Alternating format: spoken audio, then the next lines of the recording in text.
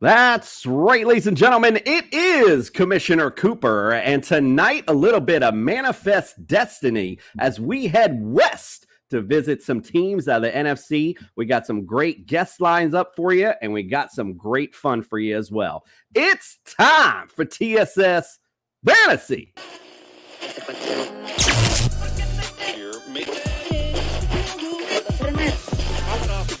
Yeah! Here we go! It's time for TSS Fantasy. It is Commissioner Cooper. I could do a whole 49ers show right now. Ready to rock out with my gavel out. Oh yeah, baby! Don't sleep on my Patriots, you know. And we're ready for football. That's Joe Burrow with his wrist. I'm curious. I find you guilty of all charges. although you assisted force in this I just developed some really great chemistry. DJ Chuck Bass. This guy has been doing it ever since coming off. I hope you like the way I pimped He's you out. got 4 targets in all 3 of the class. He scored a touchdown this year. You know, the great thing about being a football player is you don't have to take a shower to go to work. There it is. Thank God that's true in podcasting as well. Welcome in, ladies and gentlemen. Tonight we discover the TSS Summer Tour goes to the NFC West. And believe it or not, one of our own is going to represent the 49ers. Gotta love it. Let's welcome in our guests first, though. Welcome into the studio. It needs no introduction. Scott Engel, welcome into the studio, my friend. Oh, you can introduce me. It's cool. Good to be back with you guys. You can find me at rotobowler.com and start next week for the I believe 14th season. I am the fantasy writer on the official side of the Seattle Seahawks, Seahawks.com. Awesome. Oh, great stuff to hear. Scott's bringing the A game to the house. And we got another A-lister, Blaine Grisak, in the house. Welcome into the studio, my friend. Thanks guys for having me. Ready for Turf Show times. Excited to be here and ready to talk some NFC West football. Let's get it. Absolutely. Welcome in our co-host as well, none other than Mr. Sophistication himself, Andrew LeDuc. Welcome into the studio, my friend. As always, blessed to be here, Jason. Blessed indeed. And speaking of being blessed, he's blessing us with his presence. Justin Jesus Herrera, welcome in, my friend. Oh, man, it is the best time of the year. It is the NFC West week. We used to have a whole day towards talking about 49ers, and I loved it. But now I can have my rivals on here. I can torture them. I love it even more. Let's fucking go. Let's go. We're getting fired up indeed. If you're let's pay the bills first, though, of course. Go to Underdog Fantasy, use the promo code TSS, double that deposit up to $100. Also, if you're looking for championship bling for your fantasy champion, look no further than Pro Am Belts. If you're watching on YouTube, hit the subscribe, follow, hit a comment. We appreciate you. Little things stopping you from doing it. Big things popping for us when you do. All right, well, if you haven't seen our show before, we start out always with Brian. We'll have a couple of segments. He's our injury expert. So we're going to start it off just for Justin, actually. I set it up first. We're going to go percent to the bench with the 49ers. Let's check out what the doc had to say.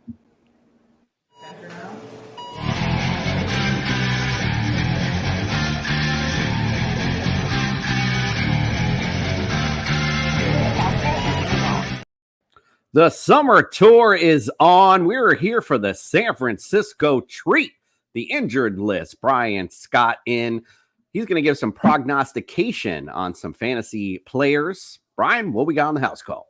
Well, Jesus Herrera is going to be happy with this update as we start with Christian McCaffrey, everyone's favorite fantasy running back. You know, he's been banged up the last 3 years, 9 injuries on the injured list. Multiple times, including high ankle sprains, hamstring sprains, you name it. Good news is, though, that since joining the 49ers, he's had a pretty much bounce back season. Health has been amazing.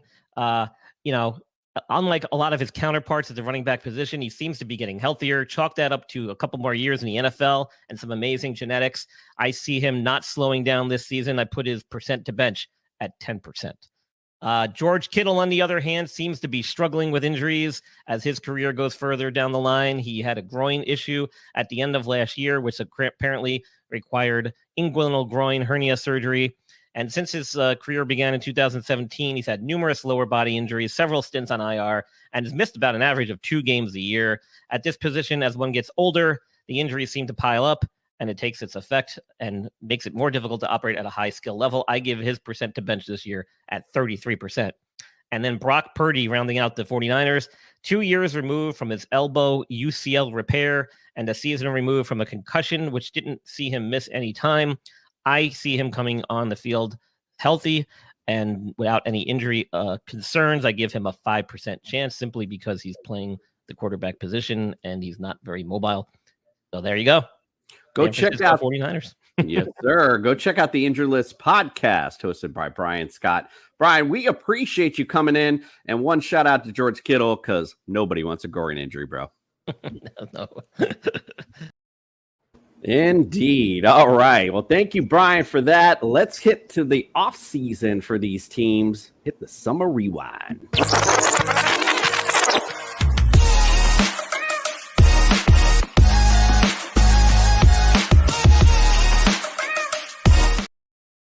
All righty. Well, let's talk about what these teams have done in the offseason. Well, bring up the 49ers first since our boy is here and all excited and all that. Some key losses, Eric Armstead, Oren Burks at linebacker. Sam Darnold is listed here as a key loss. Okay.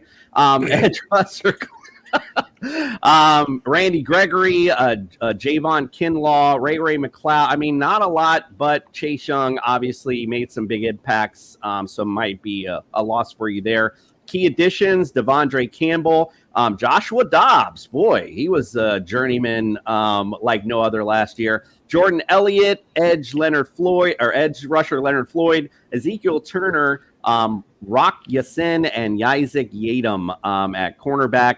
Through the draft, Ricky Pearsall from Florida, that was their first round pick. Receiver, Renardo Green, cornerback from Florida State, was in the second round. And I don't want to sit here and read all of it, but, did some good stuff in the draft. Justin, we'll go to you first, my friend. Give me the 49ers offseason in 3 words or less, and then expand on it for me.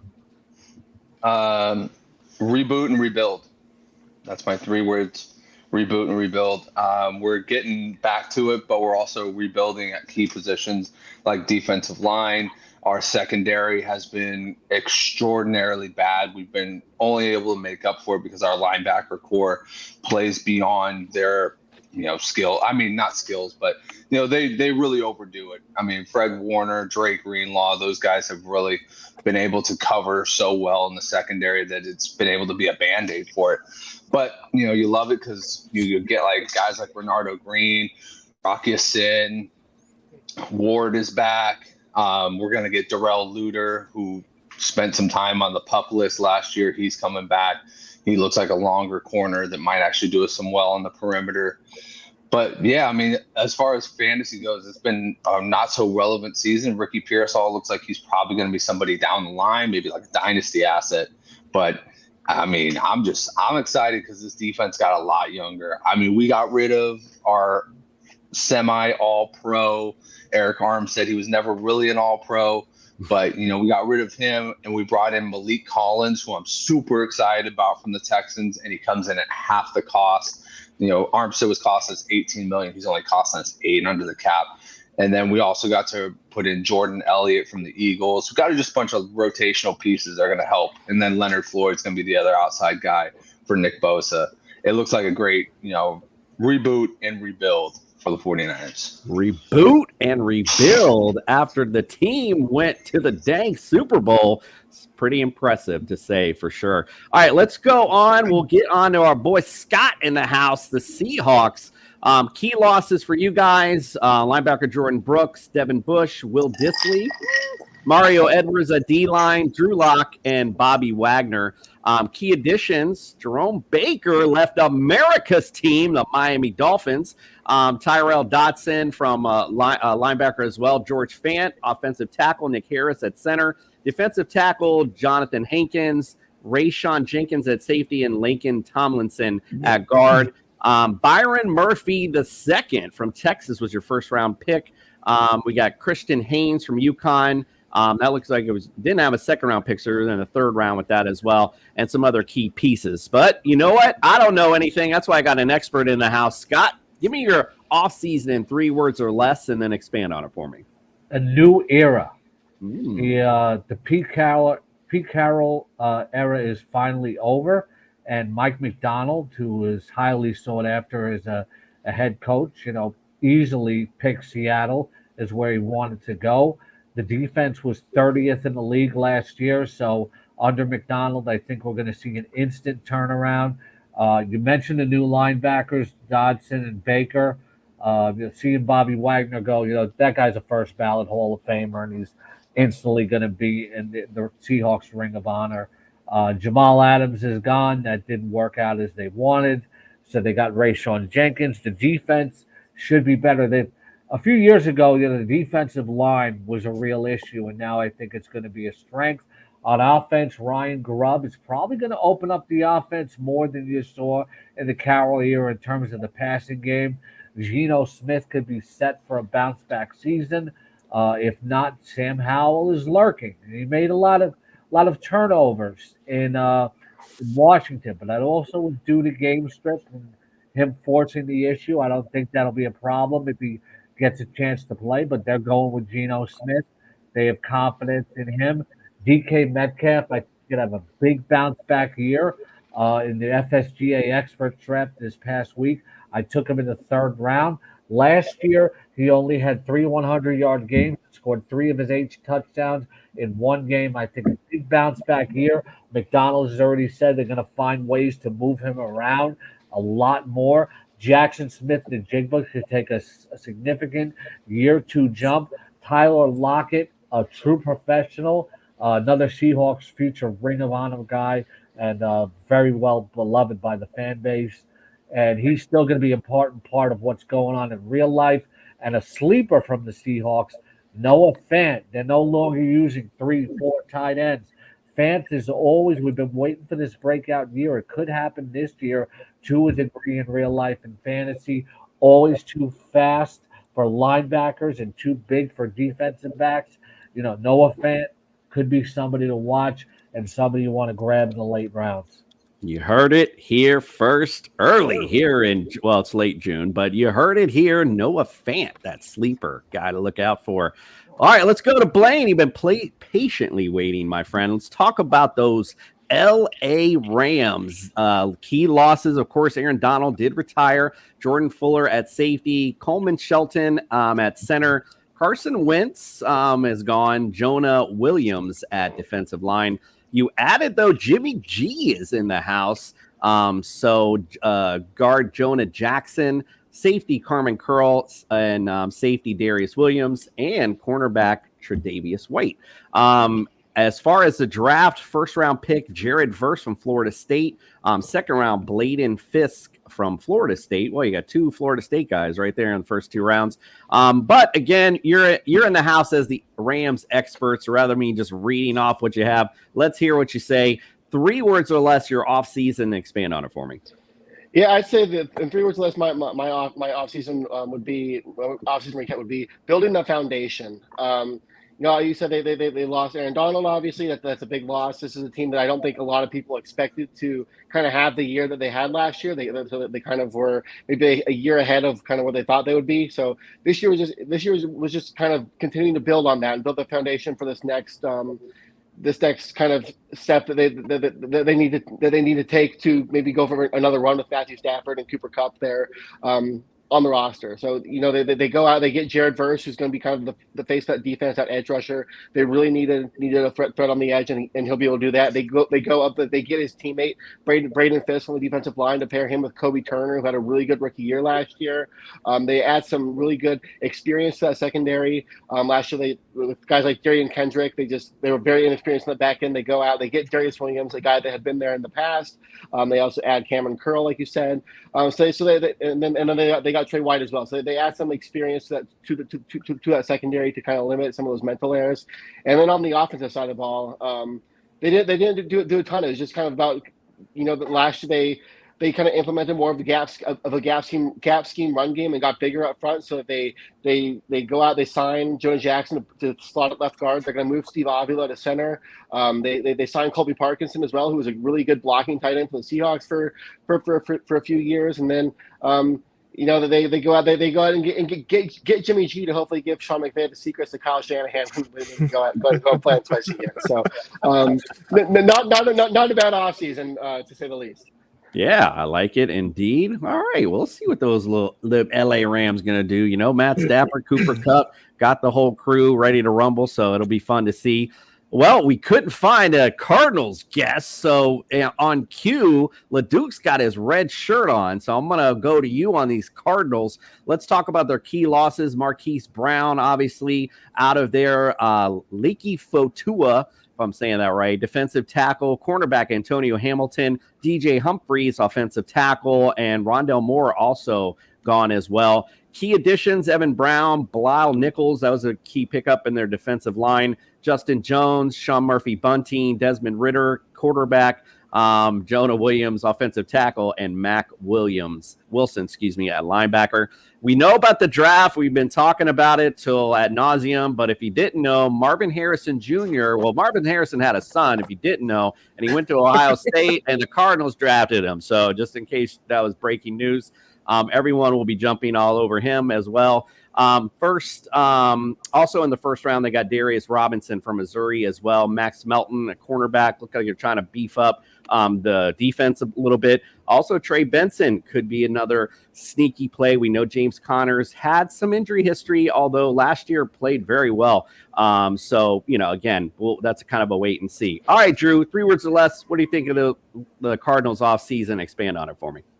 My words would be next step forward. It seems like the Cardinals are finally starting to put their slow plan in motion here. I love the Trey Benson pick. I think, like you said, with the Connor injury history this year, in the past years, Trey Benson this year has a chance to at least get himself some heavy role play for probably 3 or 4 games, possibly looking as a starter here. But even outside of that, I think he plays a role. So he's going to be a premier handcuff from a fantasy standpoint at that running back 35 ADP currently. And then obviously the Marvin Harrison Jr. Draft pick, stud wide receiver mixed in with what they surrounded him with as veteran role players, which I think is key here, because I think they early season not going to be able to obviously probably rely on Harrison right away. Maybe they will. We'll see. But I think it's still going to take a few games, handful of games to really settle in. But in the meantime, they're going to be able to throw some teams off, be able to mix in Michael Wilson, Zay Jones, Greg Dortch, these guys who have kind of already accepted their role in the NFL and are good with it. And then with that explosive young tight end in there, in Trey McBride, I think we could finally see Kyler Murray step up to the hype this year as long as he can stay healthy. And I like what they've done for the offensive line in the draft. They've replaced the guys they've lost in the offensive line in the offseason. So keeping Kyler Murray healthy, if he can also do it to himself, is going to be key. And then don't sleep on Jonathan Gannon going into his second year as head coach. Still mostly unproven, but maybe there's some finally some steadiness here for the Cardinals' future. So I like what I'm seeing, but still work to be done. If Connor gets injured and Benson plays, they'll have 2 Treys in the starting lineup. So, they should talk to Dallas about also trading for their backup quarterback, too. They have 3 Treys in the lineup. I like it. Little comedy with our analysis. That's why we bring Scott in. I absolutely love it. Absolutely. I love the analysis, Andrew. I'm sorry. I know I threw you on the spot there. We kind of had some. I appreciate it. But the fact is, Kyler Murray. Again, he wants to prove something. I think to everyone as well. I think this Cardinals team. It's going to be fun to watch and see, of course, how Marvin Harrison Jr. Pops out on the field. It'll be interesting to see how it works out. All right, now Call of Duty updates. Well, Andrew's going to be our guest judge tonight because we're going to play a little fantasy quiz show, and it's going to be NFC West style. Before we get to that, however, we do got another percent to the bench from Bry. Let's hear about the LA Rams.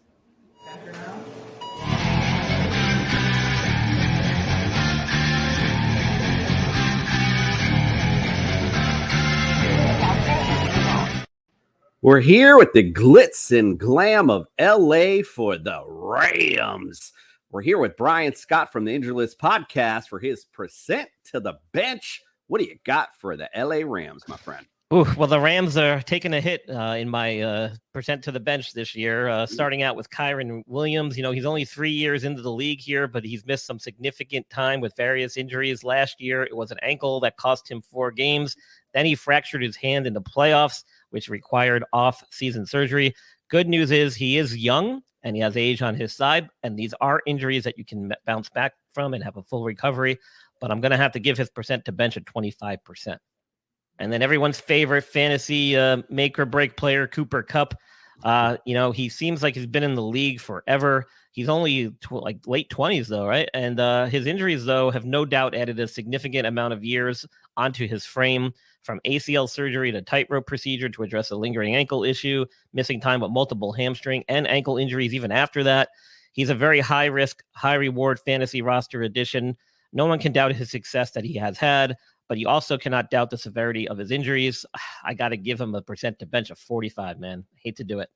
And then Matt Stafford, he's got an extensive list of injuries on his resume. He's also been in the league and has extensive experience.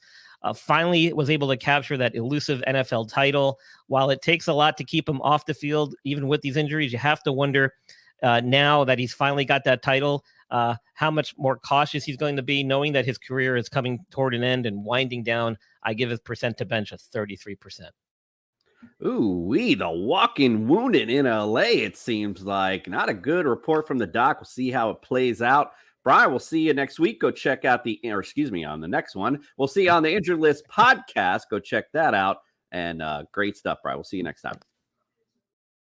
All right, not such a good report card for LA from Bry there, but again, who knows? All right, fantasy quiz show time again. Blaine, I know Scott's been on the show before. Blaine as well, just to set up the rules. It's basically going to be set up like a Family Feud style. So I'm going to ask the question. I'll ask that you shout your name when you know the answer. That way we can determine who has it. Then you answer the question. If you get it right, we will allow you to answer the rest of the round. And if you get 3 strikes, we'll allow someone to steal. I just realized that we got 3 people, so we'll see how that works out. But let's get it on. It's Fantasy Quiz Show time. There seems to be no sign of intelligence.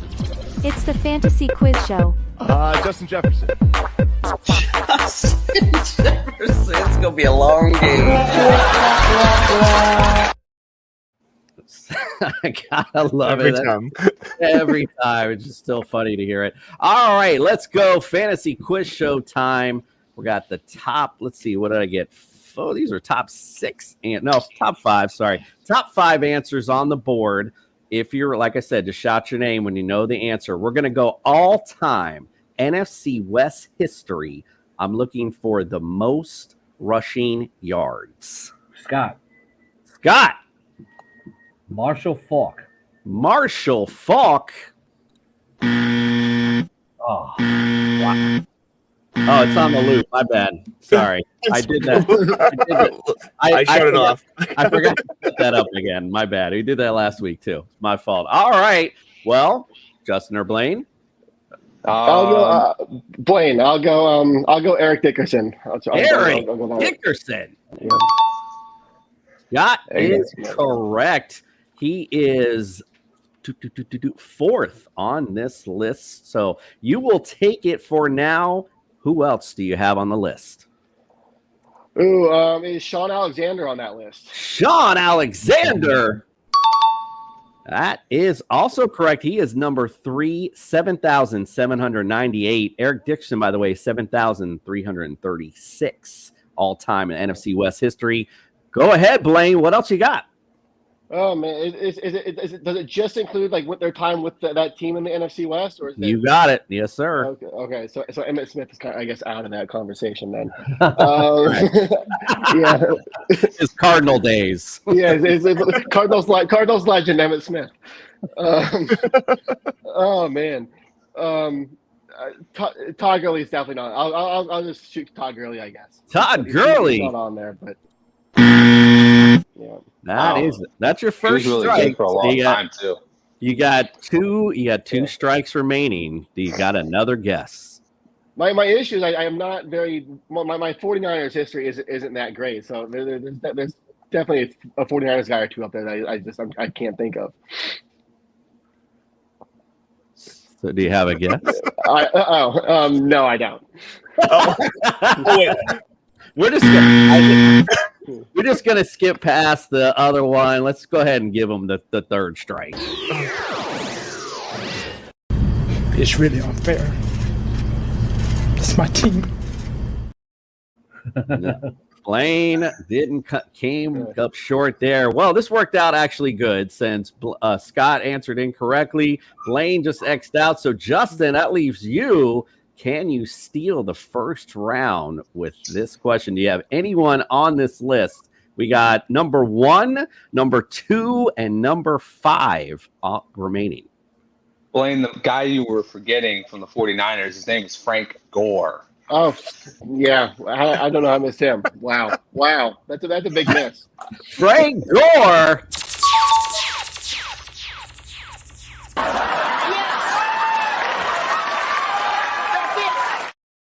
He nails it with the number 1 rusher in NFC West history, 11,773. Now, Sean, you're gonna really kick yourself here, Blaine, because on number 2 guy is Steven Jackson, 10,138. Go out and do some push-ups. Your Rams fan cards in my pocket. All right, and number 5 on the list. Hold on. I know who number 5 is. Who is it? It's got to be because he played for 2 NFC West teams. It's Ricky Waters. Ricky Waters. Marshawn Lynch. Beast mode, yeah. Beast mode, baby. Oh. Roger Craig. 7,000. Roger Craig was number 5, 7,064 yards. Another niner on the list. All right, let's set up round 2. Justin's got one on the board. I'm still going all-time NFC West history.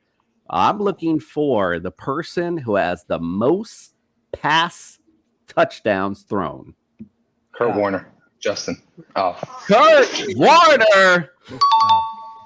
That's all right. We can bend the rules a little. Good. Yeah. I know. Scott told you to task. He came in with the answer. Get in the back of the line, Scott. I'm probably going to miss the rest of it. Just for time purposes, we'll just keep it moving. What is it, the AFC East?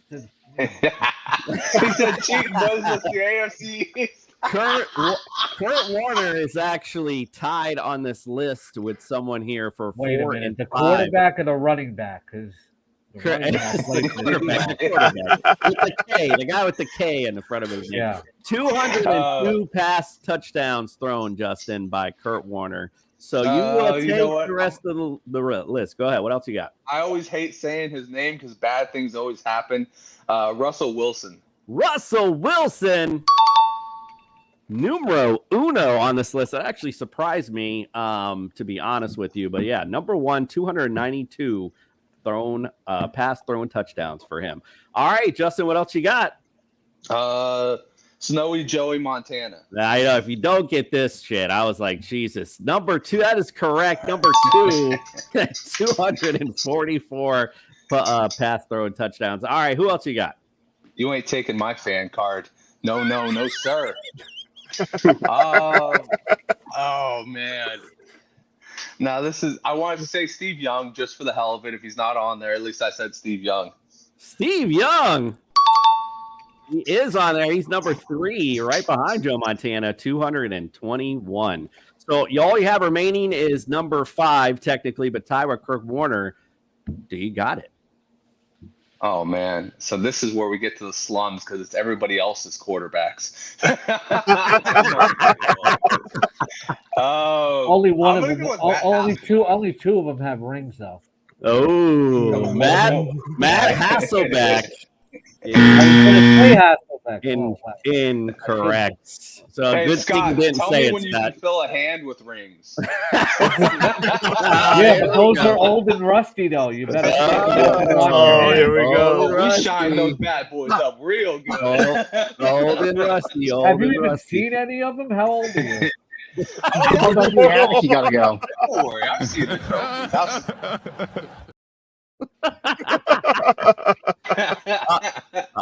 I don't know if you know this, Scott. The trophies don't change. It's the same one. All right. So what you got? You went Matt Hasselbeck incorrect. All You got right. 2 strikes remaining. What else you got? Oh man, this is really where it gets tough. He just has, and Matthew Stafford hasn't done enough yet, so he's next best quarterback. Oh man, I'm gonna go with Mark Bolger. I don't know why. I'm just gonna go with Mark Bolger. He had some good fantasy years. That deserves 3 buzzes. He's all right. You got one more guess, Justin. Come on. Oh There you go. shit. Oh man. Trying to think of a good quarterback for the other teams. All right. Oh, you know what? I already know it. Jeff Garcia. Jeff Garcia. Damn. Cannot play with him. Cannot win with him. Cannot coach with him. Can't do it.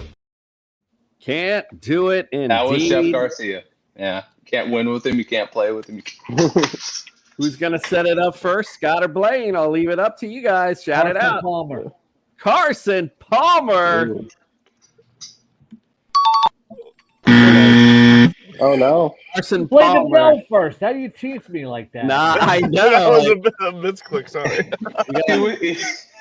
So, Blaine, you got a chance to steal it, or Justin's going to take a 2-0 lead here. I'll go with an old Rams guy. I'll go Jim Everett. He's probably not him, but I'll give it a go. Chrissy Everett.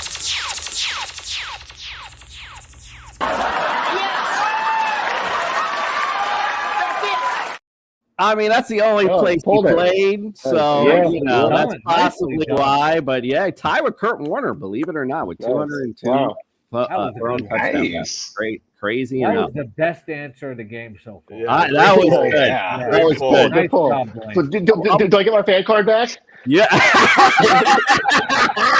Bam! Absolutely, my friend. Absolutely.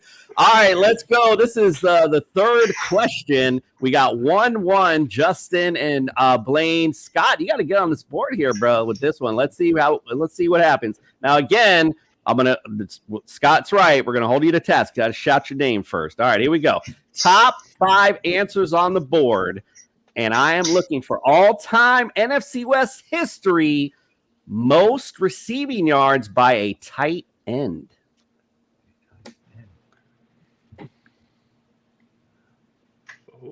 Not a Seahawk, that's for sure.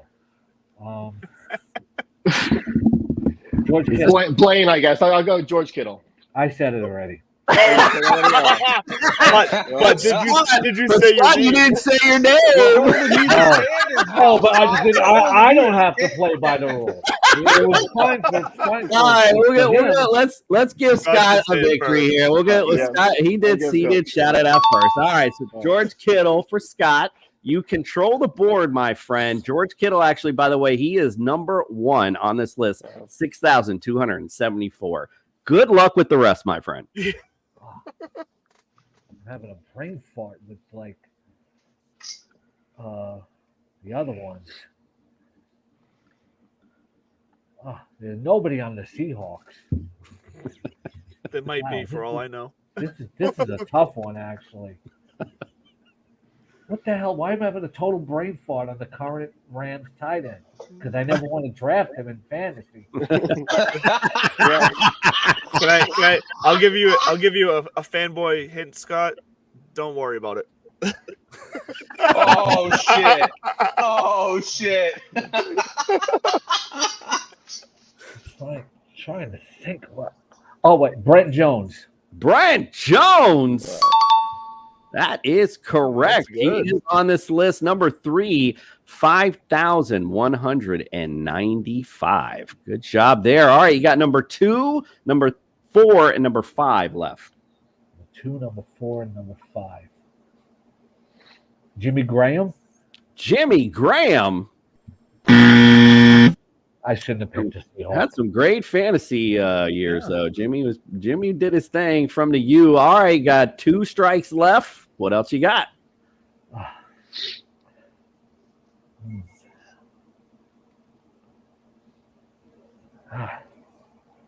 This is a tough one. I'd be better on kickers than this one. It's funny because I considered never had a good tight end that I can recall. Like the timer's about to go, Scott. I know. Just I can't think of anyone like who was before Kittle. Like I can't even remember. that's number 2. You got 1 left. I can't remember who the Rams tight end was in the greatest show on turf. This is not a good division for tight ends. No, it's terrible division for tight ends. Very terrible tight end. That's why I put it in the question. I got nothing. Okay. John Carlson. I don't know. John Carlson. Now, if you want to crown them, then crown their ass. Not today, apparently. Did not get that one correct. That was a joke answer, by the way. I was going to say like Pete Metzelaars or Christian Poirier. He's here for the comedy, folks. He's here for the comedy. All right. Blaine or Justin, let's hear. You got a guess? Yeah, I got one. Justin. Here it goes. It was my very first jersey, number 85, Vernon Davis. Vernon Davis. There it is.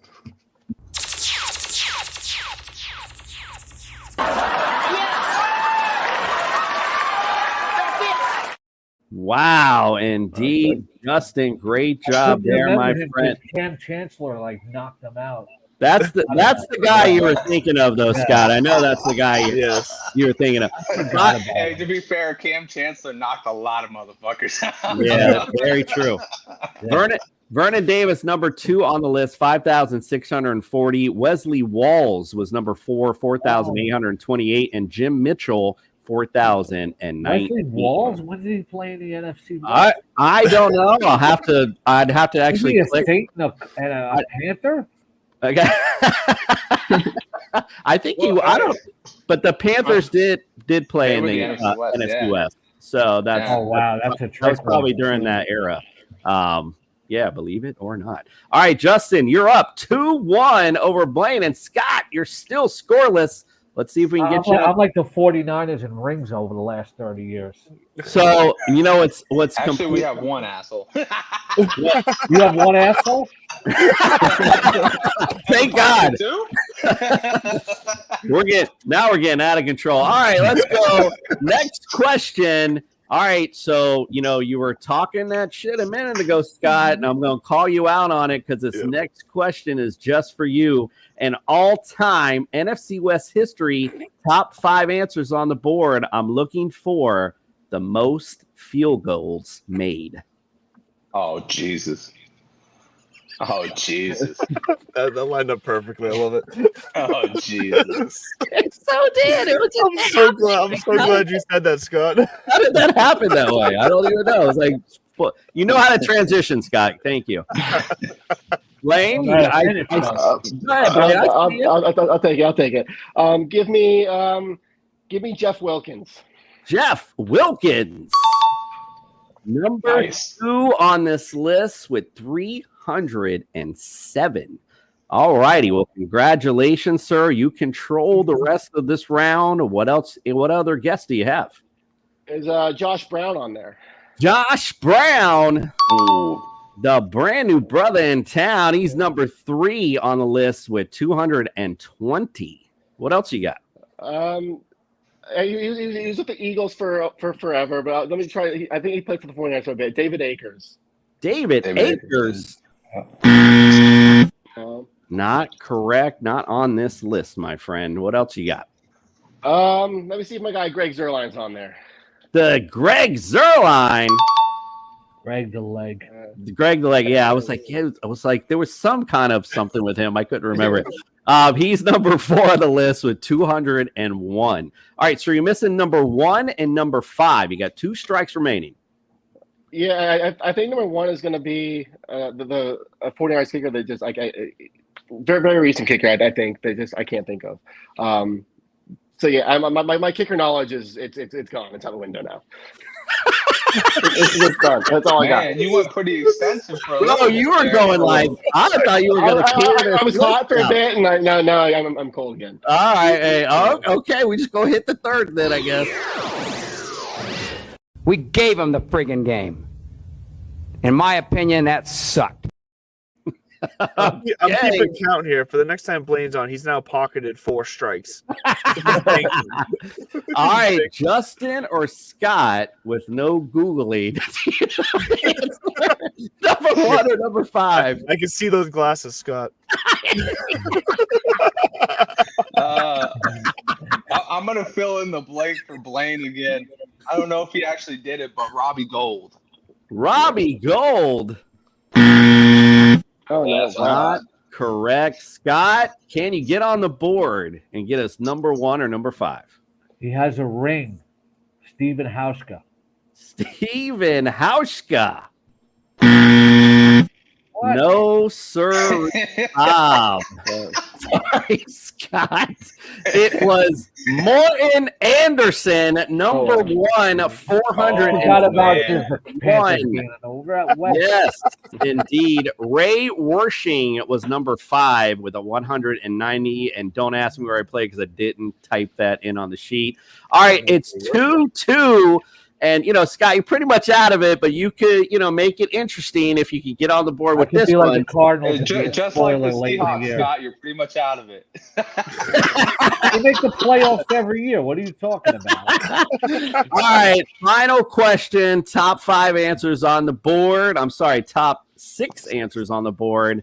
And you got to get these in order. So I'm looking for an all-time NFC West history the most NFC West titles. Scott, Seahawks. Scott with the Seahawks. Incorrect. Blaine, I'll go. Over the last decade, yeah. 49ers have to be number 1. 49ers.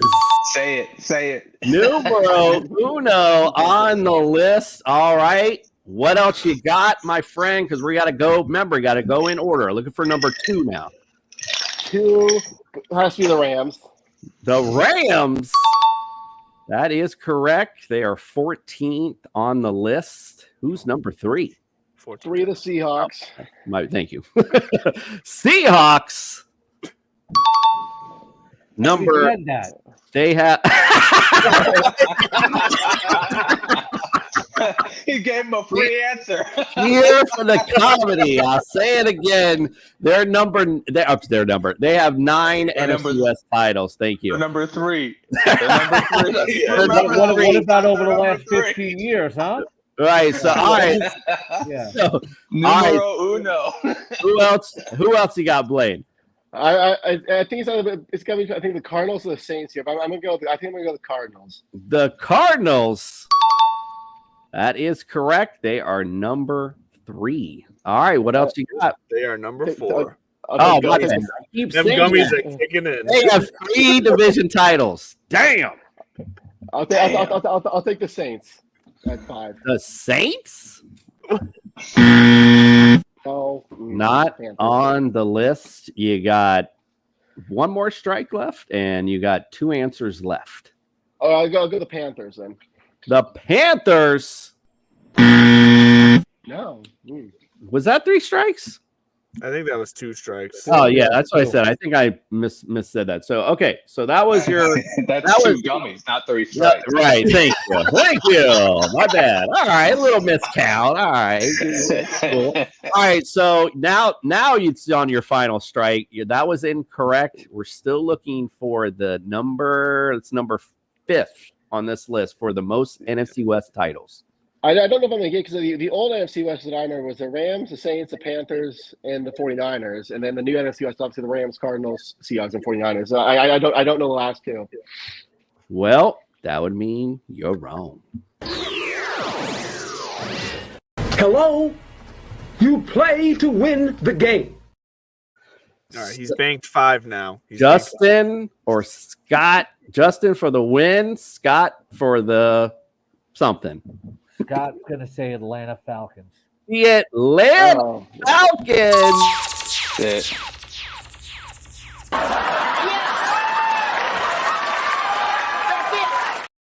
And the Falcons were number 5 on the list with 2, and there was a number 6. The Panthers won an NFC West title back in the Dizzle with just little 1.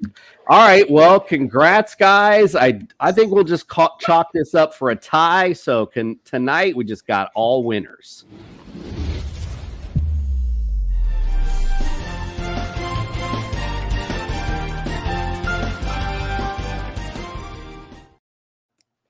Well, no disrespect to Scott though, but you did kind of lose tonight, so we do have to have a loser on the show because it is part of the gag to be funny. So, dumbass, thank these.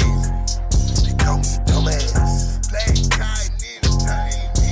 Stupid. So you're telling me there's a chance?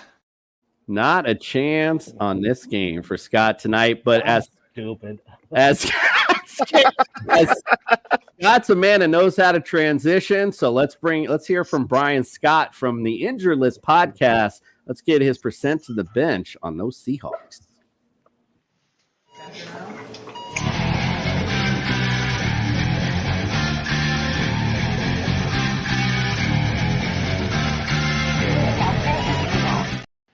Get your raincoats out because we're sleepless in Seattle on our next stop on the summer tour.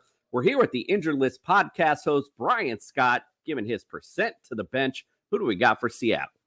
All right, starting out with Geno Smith. Over the last few seasons, he's had a slight dip in his fantasy rankings along with some soft tissue injuries that indicate to me that his age and time in the league may finally be catching up with him. He struggled early in his career, then had a late resurgence.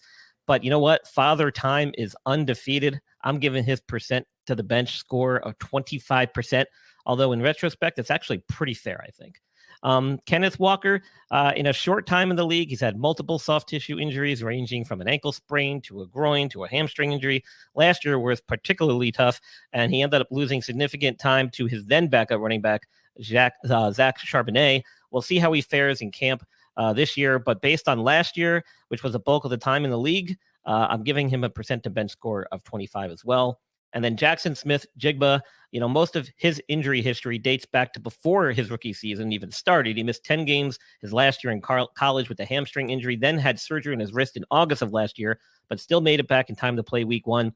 It's not a good start to his time in the NFL, but if he can come into camp healthy and perhaps change some of his offseason conditioning habits, then he has a chance to be a big player in this league. I give his percent to bench score 10%. I give your percent for enunciation 100 because my bad. I didn't mean to cut that off so quick. My bad, but yeah, that was Brian with his percent to the bench. Can I for the Seahawks. offer one point on his analysis, which was great overall? He says Geno Smith and Father Time, but with all respect to Brian, he's 33. That's not the end of the line for a quarterback. And Geno Smith has only had 4 full seasons in his career as a starter. So I don't see much mileage on him. You hear that, Brian? Yeah, that's what I thought. All right, let's do some predictions. Right on Walker, though. Yeah. For 2024.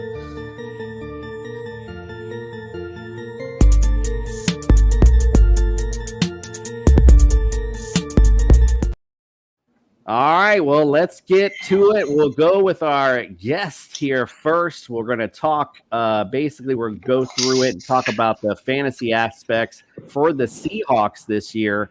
Let's start with the QB first. Let's go with Geno Smith. What do you think of his, where do you think his ADP should be at, Scott? What do you think? And also, I apologize, What do you think where do you think the Seahawks finish this year as a team? I would say I'm going to predict the final record is going to be 10-7. I think they're going to be competitive. Obviously, the Niners are still the class of the division, but they do have a shot to grab one of those wild cards. I think Geno is a fantasy quarterback. He's right around that outside that number 20 area in a super flex league. I think you could look to him maybe as that later second quarterback. But I do think that under Ryan Grubb with this offense opening up more, and then you have Metcalf, you got a breakthrough year from Smith-Njigba. You still have Lockett, who's not quite done, another good year or two, even if he moves back behind Smith-Njigba in the pecking order a little bit. Fant can really be part more of that offense. You can use play action because you're working with Walker and Charbonnet in the backfield. So, Geno Smith, I think he could be a mid-range fantasy quarterback number 2 if he plays better than expected. I like that. Indeed. Finished last year 25th, but had some struggles, obviously. We'll see how it plays out for him this year. At the running back position, what do you think of the prospects of Kenneth Walker or Zach Charbonnet or anyone else that might step into the fold? Where do you think they may? Oh, you want me to talk about Kenny McIntosh, too? Look at you. Hey, come on. We want the inside and stuff. Come on. Kenneth Walker, I love him in best ball because this guy is so explosive. He can score from anywhere on the field. I think he is the most explosive player to wear the Seahawks uniform in terms of just zipping past defenses and being gone since Joey Galloway. And Joey Galloway was really exciting back in the day. One of the most exciting players I have seen in the uniform. They're going to get Charbonnet worked in more this year. I think it could be like a 65-35 or maybe even 60-40 split because they don't want to overwork Kenneth Walker, playing to what Brian was saying on his injury breakdown. Walker, fantasy-wise, is like about RB18 where Charbonnet is probably around 40. I like it. I like it a lot. How about, we were talking about receivers earlier. Obviously, you brought up DK Metcalf. Let's just go ahead and where do you think these guys end up? And I think, you brought up, I think when we were talking prior, Tyler Lockett, I know pretty inconsistent last year. So fantasy-wise, I'd like to hear your thoughts on him as well. Metcalf, I think, is in for a big year, in this Ryan Grubb offense. Again, they're going to try to move him around a lot. If you watch that recent film with Russell Wilson, Michael Bumpus, who covers the Seahawks for ESPN Radio out there, he said, I know it was just practice, but when you saw DK, he was catching the ball so much smoother than he used to be for a big receiver. But every year, technically, I think he gets better. He could be a back-end fantasy wide receiver 1 again, I think. That's his ceiling this year. I expect more consistency and the explosiveness. Jackson Smith-Njigba reminds me of Doug Baldwin in one regard. Doug Baldwin used to challenge defenses at every level. I think Jackson Smith-Njigba can do that too. I think you get him in the 8th round. There's value there. Tyler Lockett going to be more of a fantasy wide receiver 4 this year. And you want to go really DFS, every once in a while, Jake Bobo is going to catch a touchdown. Indeed. I saw that name pop up a few times last year. All right. And you brought up Noah Fant. So where do you think he'll end up? You said it might be a sleeper. Where realistically would you place him right now? I mean, you can get about tight end 20 and, he could finish as a high-end fantasy wide receiver too. Smith will look to him in goal line situations. I think he's capable of breaking a big play. I think you're going to see Noah Fant more involved. You're looking for a tight end too, or if you're playing like a tight end premium league like the FSPC or the Scott Fish Bowl, I think he becomes more valuable. Indeed, might be a good one to pick up in the Scott Fish Bowl. Indeed, in those tight end premium leagues. All right, well, appreciate that, Scott. Let's go to Blaine next. talk about your Rams. Let's, not necessarily go into the fantasy aspect, but like to hear your prediction on this team this season. How far do you think they'll go, and what players do you think may step up this year? Yeah, no, I think this is going to be a team that's going to be in the playoff hunt. They're going to be kind of looking to build off of what they started last year, and definitely going to be right there. I think with the 49ers, they're fighting for the NFC West title. I think as far as fantasy players to keep an eye out on, I think I think it's kind of a sleeper pick maybe is Colby Parkinson, the tight end they signed in free agency. Comes over from the Seahawks. He's a bit of a just kind of a blocker there in that offense. But Tyler Higbee's hurt. He tore his ACL there in the NFC wild card game, and then. And so there's a pretty good chance that he misses those first 6 weeks or so on the pup list. So I could really see kind of Colby Parkinson being that top tight end in the offense. I mean, even though it's not an offense that kind of uses tight ends a lot, I still think that's a guy that's he could still go off on any given week just with how volatile the tight end position is in fantasy. And I think really the position group is kind of really everybody's going to be trying to figure out is that running back room. I mean, Kyren Williams had a great year last year, was one of the top running backs in fantasy points per game. And then they go out and they draft Blake Corum, which from a fantasy perspective, you never really want, because you want that running back to be getting those touches. You don't want that guy stealing touchdowns at the goal line and things like that. And Blake Corum could end up being that guy. I mean, he scored 27 touchdowns last year at Michigan. And then I'd also say not to sleep on Cooper Kupp. He's coming back from injury. This is still a guy 2 years ago won the Triple Crown. I think he still has it in him. He might not be that top wide receiver one that he was a few years ago, but I think he's still a guy that brings great value to a lineup. Crazy undervalued Cooper Kupp right now. Everyone's shying away from the injury, and that's actually totally my bad. Not bringing up Tyler Higbee with Brian. I was like, oh, bro, I totally missed that, bringing that up on the injury report. So my bad.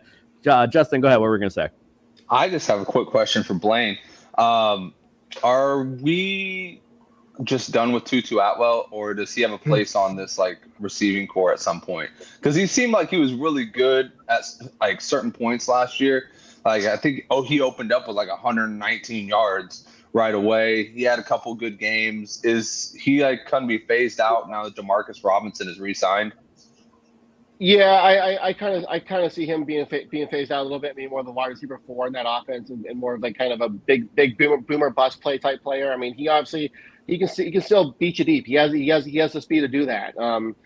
But yeah, he in the games that he kind of with Cooper Kupp out last year, when it was just kind of him and Puka Nacua. He started the season pretty well, but like you said, kind of as the season went on, and Demarcus Robinson kind of got worked into the offense a little bit more after they traded away Van Jefferson. Demarcus Robinson and Matthew Stafford had a pretty good connection, and so yeah, I think Demarcus Robinson is pretty solid at wide receiver 3 with Tutu Atwell behind them and coming in and kind of I think specific situations when maybe they're trying to stretch the defense out or whatnot. Very astute question, Justin. I can't believe it. Go ahead, Scott. No, I wasn't going to say it. By the way, the Niners getting Leonard Floyd, that's a good pickup. That guy, like Blaine knows, it's such an underrated game wrecker. Justin, go ahead. I was going to quickly say on that running back room for the Rams, what scares me about them and Kyren Williams and why he was one of my flops this year is this reminds me of the annoying Eagles backfield where there's vultures galore, and yes, Boston Scott being on that is part of that. But between Boston Scott, Zach Evans, and the unknown of Blake Corum, I see the ceiling being limited for Williams. I struggle with that he's just not going to get as many touches as we've seen last year. Yeah, it's a fair point. But what I will say is, if you take away 5 touchdowns from Kyren Williams last year, he's still the RB2 in fantasy points per game.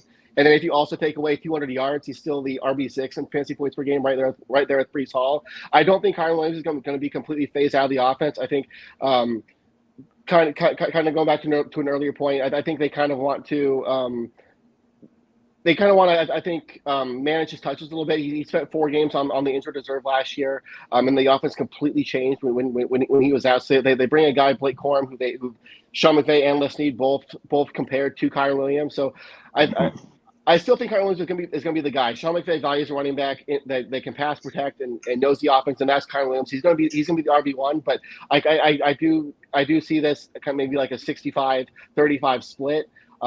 But I do still think that I think fading Kyron Williams a little bit is fair, and I definitely see it. But I think he's being faded a little too much. I do think he's still going to be a huge part of that offense. With Kyron Williams, he doesn't have to dominate like all these touches in order to be a quality fantasy running back. They drafted Corum because they didn't have a reliable backup, and also, this prevents Kyron Williams from getting overworked. It keeps him on the field, fantasy and real life wise. I have him ranked as my number 7 running back on rotoballer.com. I still think I got a lot of confidence in him. Yep. Yeah. Plus, Sean McVay is very loyal to his running backs. When he has a guy, that's his guy. And the reason, like Blaine was saying, that they got Corum was because he fits the mold of if Kyron ever gets injured, just plug Corum right in, and it's like same game plan. We don't have to change anything. So I have to say about McVay, he's always loyal to his guys.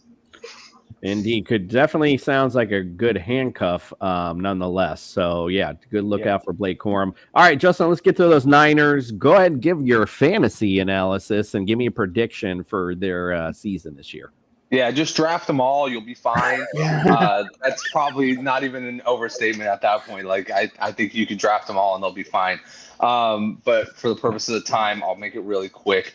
I think the 49ers will probably win somewhere in the region of 11 to 12 games. I can see them kind of having a slow start. They have a lot of drama once again going into training camp.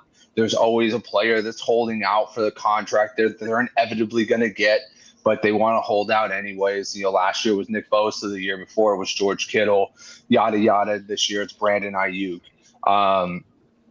But, as far as who to specifically target, obviously you go after CMC. Obviously you go after George Kittle. I would say maybe temper expectations on Brandon Ayuk just because he's going in with the contract. We don't know how long he's going to hold out. If he holds out closer to the season, I know he's working out, but guess what? If you're not with your teammates, you don't have that chemistry, it's going to be a little off for a couple weeks. And that's not what you want to spend a second-round pick, which is where he's valued at right now. You don't want to send a early third round pick on a guy who's going to be shaky for the first couple of weeks. And I would really consider Ricky Pearsall too. I think, this is a guy who Deebo Samuel religiously missed games every single year. He always missed about 2 to 4. He gets injured. He has a big game. He screws up a hamstring or he has a knee problem. That's when Ricky Pearsall can come in. Last year when they had injury problems, Ronnie Bell stepped in. He scored 3 touchdowns. Ronnie Bell isn't near the talent that Ricky Pearsall is. Ricky Pearsall is a much cleaner route runner. He's a much more athletic player. He kind of comps a little bit more towards a Puka Nacua. So, obviously I don't think he's going to be that level, but at the later rounds, especially in redraft, it's a perfect steal if you need to get somebody who you think is going to be on the waiver wire demand later on. And then, another guy I would think about grabbing is one of the running backs. I mean, I would think, and I'm not even saying Elijah Mitchell. I'm actually going deeper than that. I'm going with Isaac Guerendo or Cody Schrader. And this is pure dynasty. Don't do this in redraft. Don't do it. But draft these guys when you're in dynasty because they're going to cost you a 4th round pick. And guess what? If CMC, please don't do it. If he actually goes down, that zone game is perfect for anybody to step in. But Isaac Guerendo has blazing speed, and Cody Schrader has the know-how and the IQ as a running back to do really well in that system. Whoever they pick will obviously be the guy. But like I said, at the draft cost right now, you can pick them both up. You can pick up one as an undrafted guy, and you can pick up one in the 4th round. So it's worth a taxi spot in my book because that position is super valuable. What's interesting about the Niners, Justin, if Purdy gets injured, Joshua Dobbs or Brandon Allen become instant fantasy standouts because, as we've seen with the Niners, you can stick any quarterback in there, with the playmakers all around them, and they'll perform well. Ooh, I don't know about any quarterback. Do you watch Jimmy G I mean, play you take for the the last pick of the draft, you stick him in there. It's obviously the product of the people around him. Yeah, it's obvious. It's all the system. It's all the system. We just How to put wrangle him a behind it. 49ers fan? Just say Purdy's a product of his offensive environment, which I really don't believe. I just wanted to get under his skin. Yeah. I know. Love it. That's why I love you, Scott, because you always bringing it. You always bringing the heat because I love to bring it myself. Love it. All right, let's go to LeDuc on the Cardinals. Give me your again, I apologize, not your fandom, but what do you think these Cardinals are going to do this season, and what do you think of their fantasy prospects? So I can see the Cardinals. Like I said, I'm fairly high on the. Well, I say fairly high. Like I'm higher than some when it comes to the Cardinals. As I said earlier, I see them around 7 and 10. Like that. That's why I think that's their ceiling this year. But that's good. James Conner, I think, as long as he's on the field, like I said, he's going to be good. Kyler Murray, I think he can finally kind of really, really take that next step. I think putting Desmond Ridder behind him is good for Desmond Ridder. But as far as actual fantasy value, Kyler Murray, I see as a top 10 quarterback this year. James Conner, top 20 running back. Trey Benson's the sleeper. But then if Marvin Harrison obviously is going to be – I think he's – so here's the thing with Marvin Harrison. It's so risky. I get why he's getting drafted so high. Am I going to take the chance on him myself? I'm not. Because I do think it's going to take a little bit. I'm going to be more so looking to maybe buy him low early in the season, like one of those early trades in like the 4th week or something like that. You try to scam somebody and get him then. Like that's what I'm looking to do. And then Trey McBride at the tight end position. I am high on Trey McBride. I like him, but he is going like very high in drafts right now as tight ends. Like he's like a top round 3 tight end right now, and that's. I'm not putting him on the same level as like a Travis Kelce yet. Like I need to just see how the offense flows. So because of that, I do believe Trey McBride's going to perform, but just not at that value for me. Am I drafting him that early at the tight end position? And then when it comes to the rest of the receivers, there, Michael Wilson, Zay Jones, Greg Dortch, they're going to be DFS plays. I'll have them on my bench in case injuries happen or one just happens to shine in some redraft leagues, but they're not going to be guys that I'm anchoring my team around or like my heavy running back teams around. I'm not looking at the Arizona receivers to make up the difference for when I draft other positions higher. Indeed. I like it, my friend. Thanks for putting you on the spot. I do appreciate you coming through with that. And I like your take on that, because the bottom line is I agree. We just don't know what the offense is going to look like. It's going to take a little bit of time for Marvin Harrison maybe to gel with Kyler Murray. We don't know how that's going to look. So the temper expectation outlook, I do agree with. So I do like that. All right, well, let's finish things up. Speaking of those Cardinals, Brian's got a percent to the bench to finish things up with those Arizona Cardinals.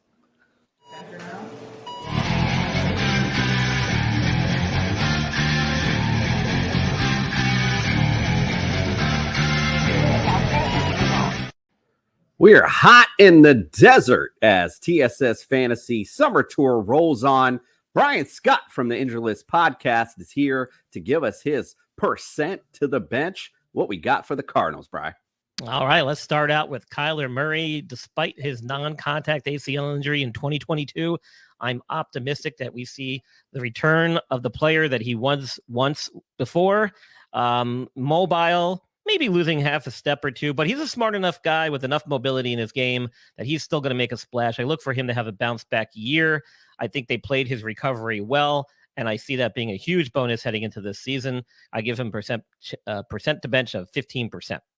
James Conner, running back position. He's now 29 years old and has had quite the number of injuries, most dating back to 2020. But despite this, he has been productive when on the field, key being when on the field. So he's a high-risk, high-reward fantasy running back. I give his percent to bench of 25%. And then rounding out the Cardinals, we got Trey McBride. Most of his production came in the latter half of the season when he was able to step out of Zach Ertz's shadow in the face of injury. As a young tight end entering a first full season as a starting player, I look for him to have much success. His injury history is minor, didn't cause him to miss any significant time. He even returned in week 15 after going out with the shoulder injury. So it sounds like he's got some toughness in him.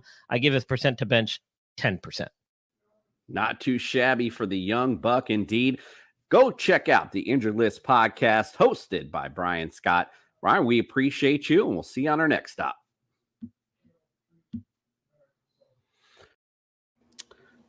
Well, that was Brian from the Injured List podcast. Make sure you go follow, subscribe, get all his great stuff. Thank you guys so much for checking in tonight. Scott, let everyone know where they can follow, subscribe, and get all your great content, my friend. Thanks a lot. Rotoballer.com for all my updated rankings in all formats. Starting in July, Seahawks.com every week. You can check out my fantasy articles there. I just don't focus on the Seahawks. I go around the league there as well. And SiriusXM Fantasy Sports Radio every Sunday, 3 to 5 Eastern. Check it out. Love listening to Scott on Sirius indeed. Blaine, my friend, let everybody know where they can follow, subscribe, and get all your great content. There you can find me. I write weekly for turfshowtimes.com. You can find all my Rams content there. I throw a little fantasy here and there as well. So if you're interested in that, come by and check it out. Awesome. Well, make sure everyone go follow, subscribe, get all of Blaine's great content. Thank you guys so much for joining us. We do appreciate it. We'll see you guys next Friday. I can't even remember what division we're doing, so we'll figure it out at that point. I can't even remember. What a good, totally professional. All right, guys, we appreciate you again. Thank you guys so much. We're out.